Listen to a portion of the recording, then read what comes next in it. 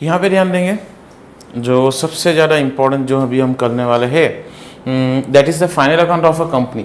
मेरे पीछे जो है वो टोटली पूरा फॉर्मेट है। अब बहुत ऑब्वियस मेरा बोर्ड इतना एक्सटेंड नहीं हो सकता, तो मैंने लायबिलिटी का पोर्शन यहाँ पे लिखा है और असेट का पोर्शन यहाँ पे लिखा है। आपको लायबिलिटी के नीचे ही असेट लिखना है, ये फॉर्मेट है, ठीक है। हेडिंग डिपेंड करती है क्वेश्चन के ऊपर कि आप कौन सी कंपनी का फॉर्मेट बनाते हो, ओके। कौन सी कंपनी का फाइनल अकाउंट बनाते हो of a company act 2013, okay. यहाँ पे हमको पूरा फॉर्मेट है, तो प्लीज पहले फॉर्मेट समझ लेंगे। That is equity and liability, okay. जैसे हमारा रूल था कि C+L इक्वल्स टू A, ठीक है, मतलब कैपिटल प्लस लायबिलिटी। तो यहाँ पे कंपनी है तो कंपनी में कैपिटल होता है, उसको हम शेयर कैपिटल बोलते हैं, जो हमने पहले चैप्टर में किया 5 सेकंड के। तो इससे कि यहाँ पे इक्विटी एंड लायबिलिटी होती है। शेयर होल्डर फंड के अंदर कहना से share capital and reserves and surplus, okay. उसके बाद आपका सेकंड पॉइंट आता है non current liability. Non current liability मतलब those liability have a life more than a year, ठीक है, 12 महीने से ज्यादा होती है। उसमें long term borrowings, other long term liabilities and long term provisions, ठीक है। अब ये मेन हेडिंग है, इसको सब हेडिंग बोलते हैं। सब हेडिंग के अंदर कौन से कंटेन आएंगे वो मैंने आपको बता दिया है। वो ये जो भी पोर्शन, जैसे लॉन्ग टर्म बोरोइंग्स में क्या जाएंगे, शेयर कैपिटल में क्या पोर्शन जाएगा, वो पेज नंबर 126 से पूरी डिटेल आपको दी हुई है 4-5 पेज तक, ठीक है। मतलब page number 126 to 131, okay, simple 126 to 131। उसके बाद आपका फिर करंट लायबिलिटी आ जाता है। करंट लायबिलिटी में एक तरह से short term borrowings, current means less than a year, 12 महीने से जो कम टाइम पीरियड होता है उसको करंट कंसिडर किया जाता है। Trade payables, other current liabilities में शॉर्ट टर्म, फिर ये पूरा इसका टोटल किया जाएगा, इस अ पोर्शन ऑफ लायबिलिटी। फिर जैसे ही लायबिलिटी का खत्म होता है उसके बाद आपको असेट के पोर्शन में आ जाना है। अब असेट में भी सेम, नॉन करंट असेट जिनकी लाइफ 12 महीनों से ज्यादा होती है, ठीक है, दैट इज फिक्स में टेंजिबल एंड इनटेंजिबल। फिर non current investment, long term loans and borrowings, other non current asset, current asset में करंट इन्वेस्टमेंट, उसके बाद इन्वेंटरीज, उसके बाद trade receivable, cash and cash equivalent, ठीक है, short terms loan and advances ने other current asset ने। फिर उसका टोटल वी नो कि भाई लायबिलिटी का total has to be equals to asset का टोटल। एंड प्लीज बार बार कह रहा हूं, मेरे पास बोर्ड एक्सटेंडेड नहीं था, मुझे बड़ा लिखना पड़ता है ताकि तुमको दिखाई देवे, इसे मैंने साइड बाय साइड लिखा है। साइड बाय साइड का फॉर्मेट नहीं है, ठीक है, कंपनी एक्ट 2013 में तो अप एंड डाउन का है। तो लायबिलिटी ऊपर, इसके जस्ट जैसे ये टोटल आता है उसके जस्ट नीचे आपको असेट का कॉलम लिखना है, ओके। चलो अब ये जो फॉर्मेट है, ठीक है, ये थोड़ा पूरा याद करना बहुत डिफिकल्ट है, आई नो दैट, ठीक है। तो इसका एक कॉमेडी वर्जन हमने सोचा है, ठीक है, जिसके बेस पे, किसके बेस पे आप नॉर्मली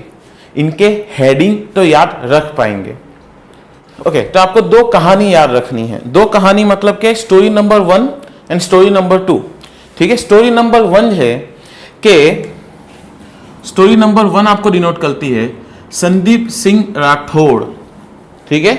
ये कौन है? मैं खुद हूं, ठीक है। संदीप सिंह राठौड़ ने लॉल करते करते, कहने से हंसते हंसते, लॉल करते करते CS की एग्जाम में, CS कोशिश करते हैं टॉप करने के, लेकिन टॉप नहीं कर पाए तो हम क्या कर पाए, TOS, टॉस, टॉप करने की कोशिश थी लेकिन हम टॉस कर पाए।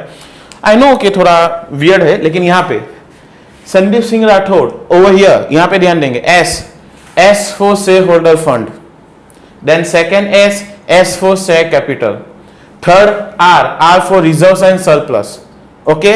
Then N for non current liabilities, LOL, L for long term borrowings, O for other long term liabilities and another L for long term provisions.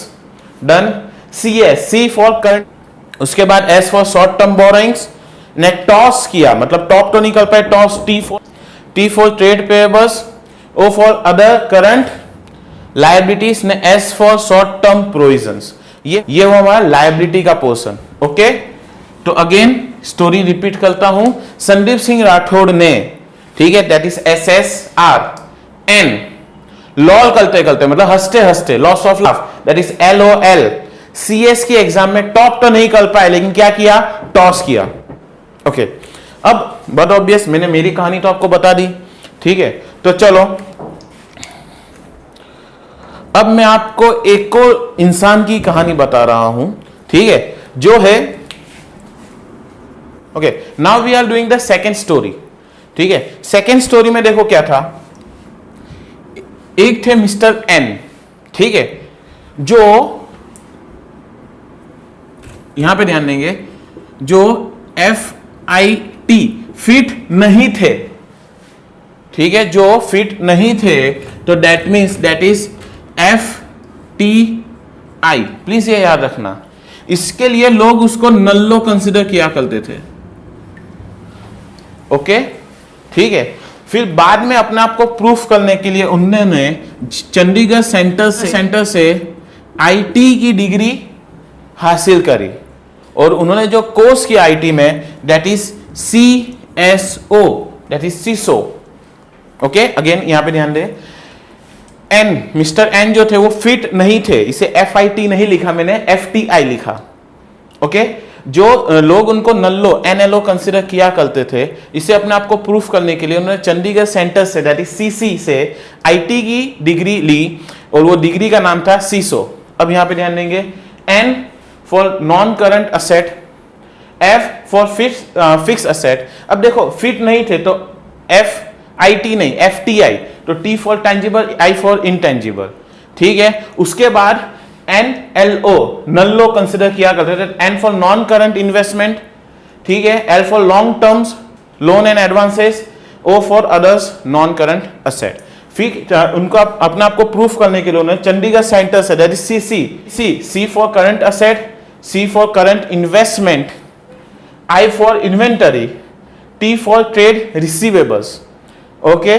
CISO की डिग्री जो हासिल करी जाती है, cash and cash equivalent, short term loans and advances ने, O for other current asset, ठीक है। अगर आप ये दो स्टोरी याद कर लेते हो, इसके बेस पे आपका ये फर्स्ट लेटर के बेस पे आपका पूरा फॉर्मेट डिट्टो राइट होगा, ठीक है। ऑल्दो मैंने हेडिंग को कंसिडर नहीं किया, that is equity and liability and asset, ठीक है, तो उतना तो आपको पता ही होगा, ओके। तो ये था फॉर्मेट का डिस्क्रिप्शन।